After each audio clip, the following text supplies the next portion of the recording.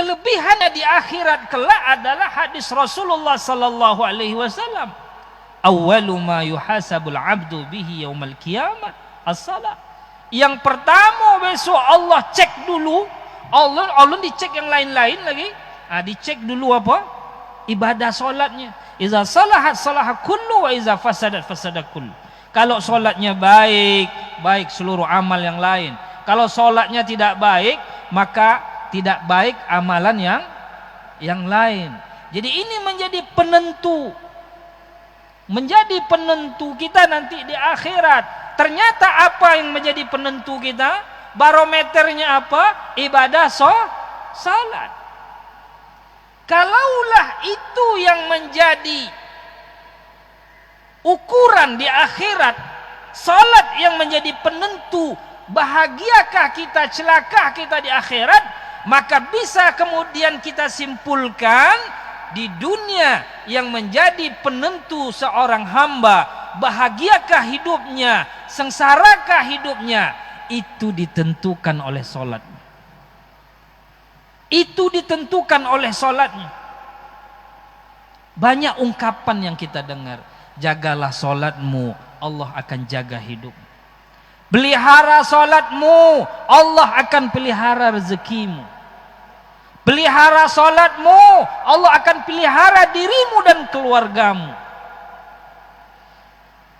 Jadi kalau di akhirat salat yang menjadi sebuah penentu, maka di dunia juga salat menjadi sebuah barometer hidup bahagia dan tidaknya seseorang. Demi Allah jemaah yang dirahmati Allah, andai kata salat ini kita jaga, kita akan merasakan sebuah kebahagiaan. Kita akan merasakan sebuah kehidupan yang tenang, yang tentram, yang bahagia. Demi Allah, salat ini menjadi penentu. Makanya dulu awak kocok-kocok apa nyamak awak waktu awak sekolah, jentingan semayang yuang. Pelang sekolah jauh-jauh, jago semayang. Jentingan semayang. Ma, dan nak muantau ke Jakarta ma. Apa nyamak awak? Jentingan sembayang. Jangan tinggalkan salat anakku, jaga salat. Apapun kondisi kita, jaga salat. Ternyata ini pengaruhnya penting bagi kehidupan ruhiyah kita. Penting sekali jemaah yang dirahmati Allah. Kalau salat kita jaga, hidup kita insya Allah dijaga oleh Allah Subhanahu wa ta'ala. Ada rasa bahagia yang bahagia itu tidak bisa dibeli dengan harta benda. Yang bahagia itu tidak bisa ditukar dengan nominal berapapun. Bahagia itu di ruh kita. Bahagia itu di hati kita jemaah yang dirahmati Allah. Itu hakikat bahagia yang sebenarnya.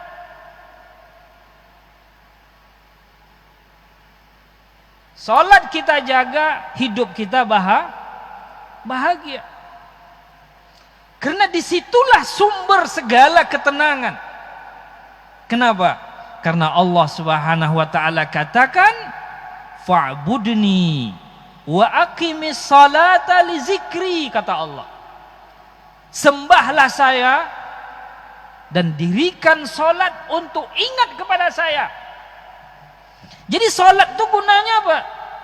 Ingat kepada Allah. Zikrullah. Kalau zikrullah itu sudah terjadi, maka Allah katakan, ala bizikrillahi tatmainnul qulub. Ingat kata Allah, hanya dengan ingat kepadaku, ingat kepada Allah, itu yang membuat hati kalian tentram.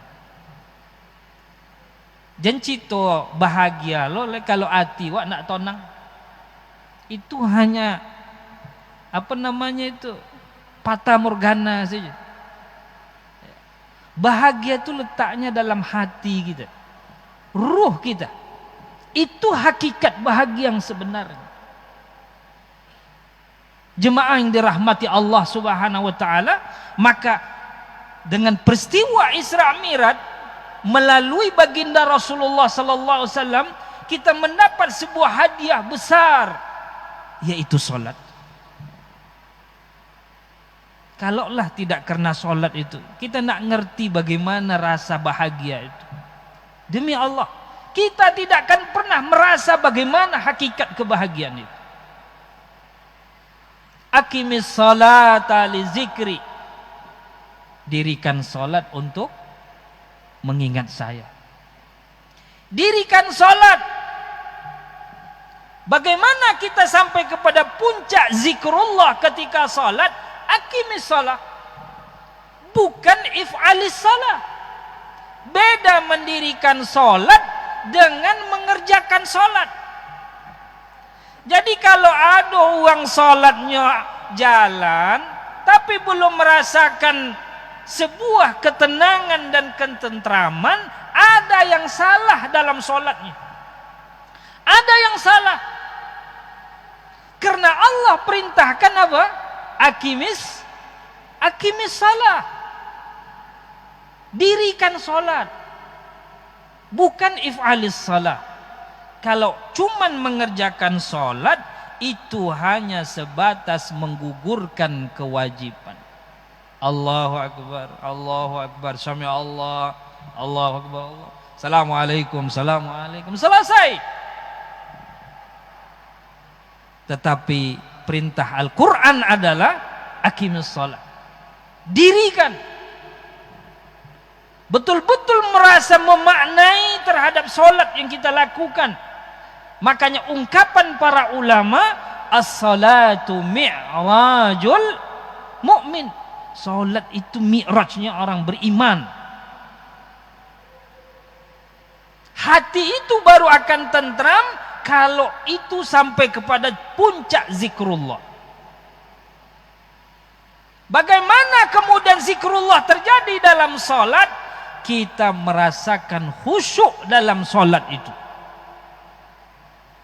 Ikotikan wa intai-intai itu. Kalau belum kita merasakan khusyuk, kita belum sampai kepada zikrullah. Terus bagaimana Ustaz? Terus latihan, latihan, latihan. Sampai kita merasakan kalau kita tidak sholat dengan baik tempat waktu di awal waktu, tidak berjemaah, seperti ada sebuah yang berharga hilang dalam kehidupan kita. Ketika kita memulai takbir salat Allahu Akbar, kita merasakan sebuah ketenangan. Kenapa? Zikrullah. Ingat, karena tujuan salat tadi apa? Aqimis salata li zikri. Maka apa-apa ibu bapak sekalian rahmati Allah, iyo awaklah salat alhamdulillah 5 kali nak tinggal alhamdulillah. Walaupun kadang-kadang terlambat sesekali kan. Tetapi yang awak perlu kini upayakan adalah bagaimana kita sampai kepada derajat zikrullah dalam solat. Apa tanda derajat zikrullah? Kita khusyuk dalam solat kita. Bagaimana caranya? Latihan. Latihan memaknai solat yang kita lakukan. Terus belajar sampai kita merasakan ketika kita sholat, di situ kita mencapai puncak ketentraman dan ketenangan. Ada kenikmatan yang luar biasa yang kita rasakan ketika kita sholat itu. Itu perlu perjuangan, latihan. Kadang-kadang awak sholat tuh kan, iko kalau tahap latihan, kalau lah mulai takbiratul ihram banyak nan takonang. Tadi nak takonang. Alun takbiratul ihram le paya-paya ence kunci tak kemana balot tak kunci tadi. Hala takbiratul ihram takonang kawan tu. Situ selotaan. Jadi ketika kita salat belum tentu kita sampai kepada level khusyuk atau sampai level zikrullah. Apakah kemudian kita putus asa dengan itu? Tidak. Kita terus berjuang. Bagaimana kita merasakan mi'raj. Ya. Bagaimana kita kemudian ya berinteraksi dengan Allah Subhanahu wa taala. zikrullah, merasakan kehadiran Allah terhadap diri kita. Hudurul qalbi billah. Ini yang penting ketika kita sholat jemaah yang dirahmati Allah, sehingga kita bisa kemudian memahami makna daripada ayat Allah dalam surat Thaha, aqimis salata li zikri. Aqimis salata li zikri. Maka teruslah kita belajar bagaimana kita memaknai sholat yang kita lakukan. Jangan hanya sholat begitu saja. Ikuti tata cara yang baik sesuai yang dianjurkan Rasulullah sallallahu alaihi wasallam. Jaga dia. Nabi itu sholat di awal waktu dan berjamaah di masjid. Ini langkah awal bagaimana kita memprioritaskan sholat itu, mengupayakan di awal waktu. Afdalus salati fi awali waqtiha. Salat yang paling afdal itu di awal waktu. Lakukan berjamaah di masjid, terutama yang bagi laki-laki. Makanya jemaah yang dirahmati Allah, tidak heran kalau ada mazhab yang mengatakan salat jamaah bagi laki-laki yang balik berakal adalah fardu ain. Fardu ain itu tidak boleh tinggal, mesti di masjid, mesti berjamaah. Dalam mazhab Syafi'i, hukum salat jamaah sunnah muakkadah. Itu kita jaga dulu tuh di awal waktu salat berjamaah. Masya Allah, rasakan sedikit demi sedikit bagaimana kita merasakan nikmat ketika salat itu, khusyuk. Walaupun semua masih latihan nih, tapi ada level-levelnya nanti. Bagaimana terus melatih diri kita untuk selalu zikrullah. Maka hadirin jemaah yang dirahmati Allah, maka ketika sholat itu kemudian menjadi sebuah zikrullah, yang bisa zikrullah ketika sholat itu adalah hati kita.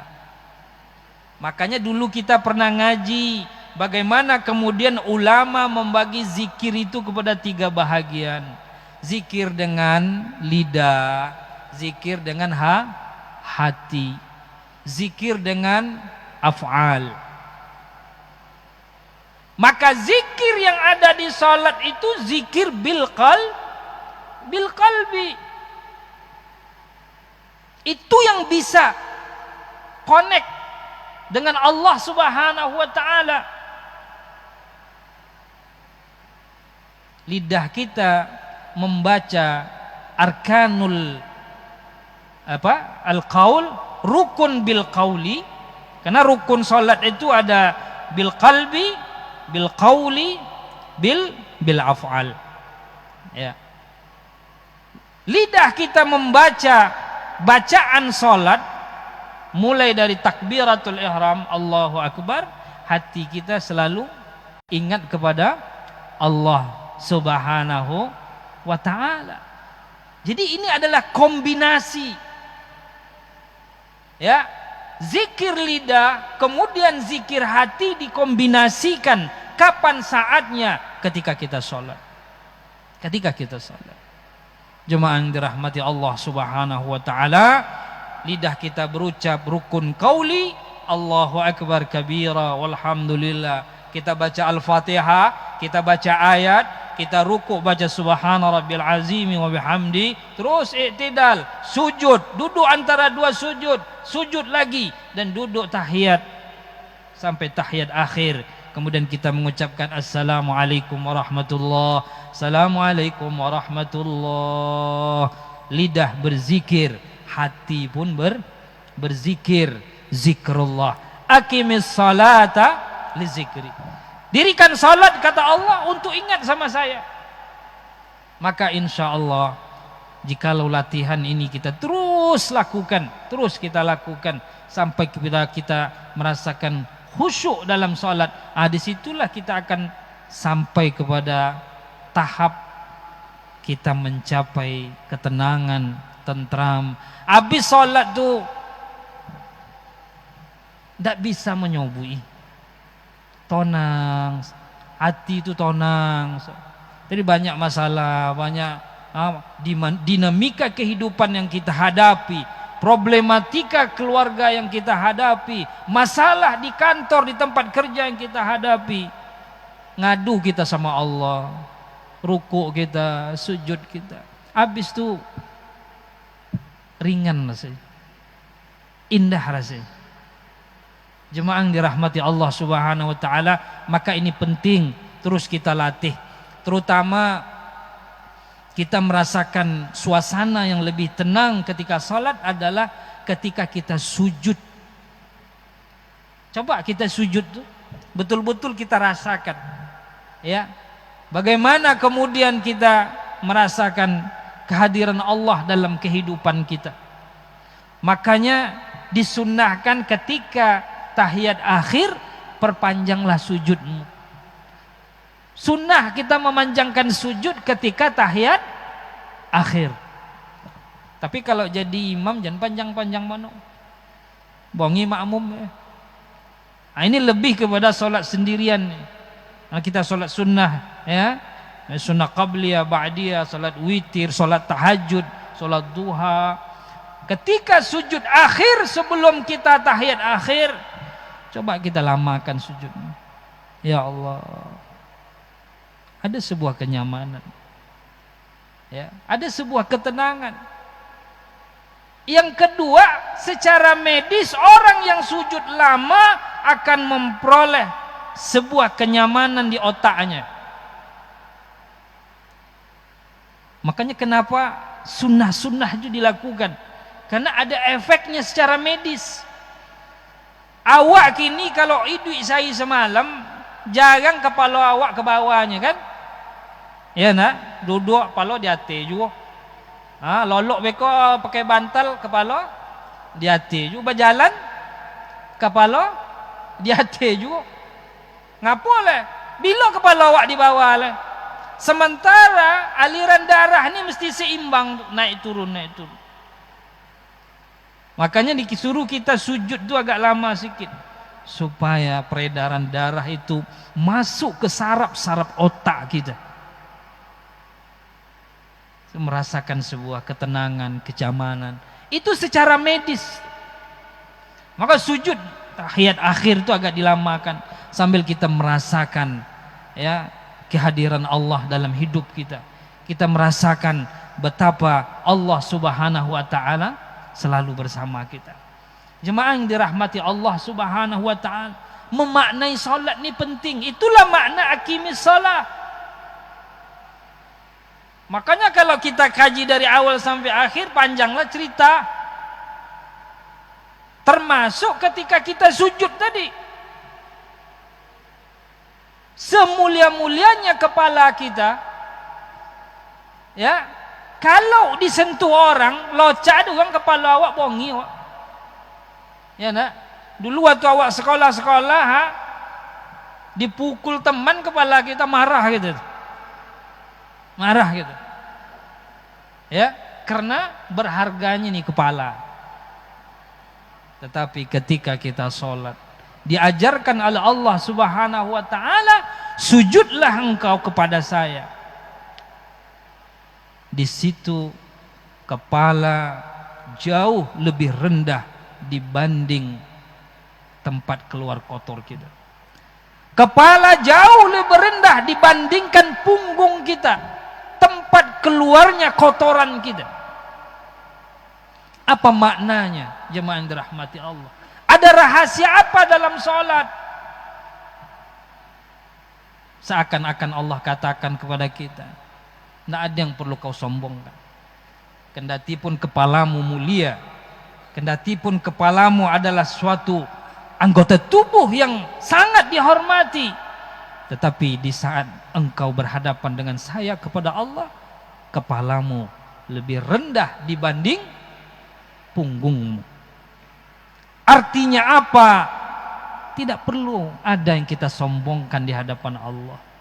Nah, ada yang perlu kita banggakan di hadapan Allah. Apa yang kita banggakan? Seolah-olah Allah katakan, kamu sombong dengan kekayaan kamu. Yang ngasih siapa? Yang ngasih siapa? Akankah kekayaan kamu itu hasil dari jerih payahmu? Betapa banyak orang yang jerih payah dalam mencari rezeki, tapi belum tentu dapat. Kau punya jabatan sombong, apa yang kamu sombongkan? Bukankah jabatan itu adalah amanah yang saya berikan, kata Allah?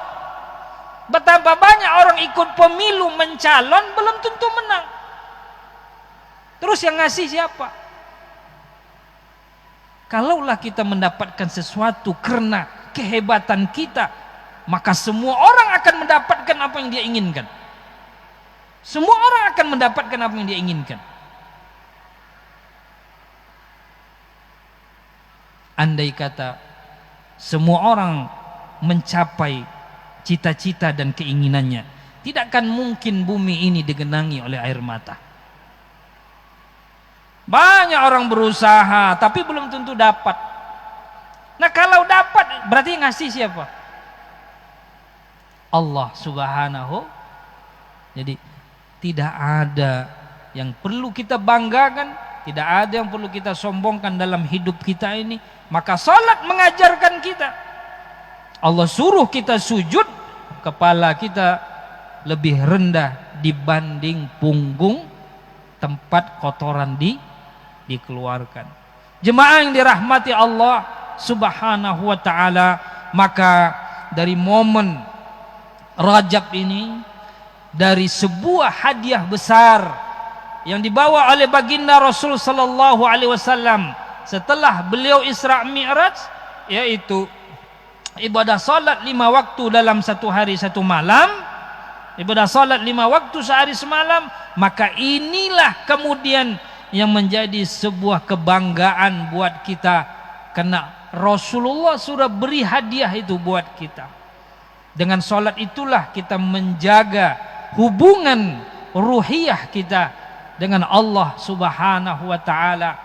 Dan alhamdulillah, kalau awak bandingkan dengan ibadah yang lain, maka solat pun berbeda sesuai dengan waktunya. Kalau puasa kita cuma lakukan sekali sebulan, sekali setahun, ya nah. Haji Allah wajibkan cuman sekali, cuman bagi yang mampu. Bisa jadi 1 kali dalam seumur hidup. Zakat Allah wajibkan, ibadah zakat Allah wajibkan buat hambanya yang memiliki harta yang lebih setelah mencapai nisabnya. Begitu juga sedekah, begitu juga wakaf dan ibadah lainnya. Itu dilakukan hanya sekali-sekali. Tapi salat Allah Subhanahu wa ta'ala wajibkan setiap hari. Wajibkan setiap hari. Tidak hanya sekali saja, tetapi 5 kali. Maksudnya apa? Dia ingin hambanya jangan sampai lupa sama dia. Subuh salat, ayalan salat, baik ke masjid, ingat Allah Ta'ala. Sudah salat subuh, pergi tempat kerja, ikuti aktivitas kita duniawi, kita cari keduniaan kita, cari harta sebanyak-banyaknya. Beko ingatkan ya Allah Ta'ala balik zuhur, ayalan salat, balik ingat saya, konang-konang ngambo, gitu kan, kenang, ingat saya kata Allah. Habis itu kerja lagi kita, asar panggil lagi, setelah itu maghrib panggil lagi, habis itu isya panggil lagi. Karena Allah sangat sayang kepada hambanya, diingatkannya kita terus. Nah, kalau banget. Masya Allah. Jemaah yang dirahmati Allah Subhanahu wa ta'ala, maka salat adalah hadiah terbesar yang dibawa oleh Rasulullah setelah peristiwa Isra Mi'raj. Bersyukurlah kita masih ada salat, tandanya Allah masih sayang kepada kita. Wah, berapa banyak mikrofon yang ada di sekitar kita ini untuk memanggil salat, hayya 'alas shalah, hayya 'alas shalah. Betapa Allah ingin kita selalu dekat dengannya, betapa Allah ingin selalu memanjakan kita dengan kasih sayangnya. Tetapi kadang-kadang kita yang lupa diri, dek sombong awak, nak tekonang Tuhan le, asik dia mencepiti, kena angkuhnya kita, ya tak ingat lagi Allah Subhanahu wa ta'ala. Kena sombongnya kita, solat subuh tak bangun. Banyak mikrofon sekeliling awak ni, as-salatu khairum minan naum. Tidak ada tergetar hatinya sedikit pun. Padahal itu panggilan cintanya Allah buat kita. Jemaah yang dirahmati Allah, jaga solat kita, insya Allah Allah akan jaga hidup kita. Jaga solat kita, insya Allah bahagia kita di dunia dan bahagia kita di akhirat. Barakallahu fikum jami'an. Terima kasih atas perhatiannya, mohon maaf. Mari sama-sama kita tutup dengan baca doa kafaratul majlis. Subhanakallahumma wa bihamdika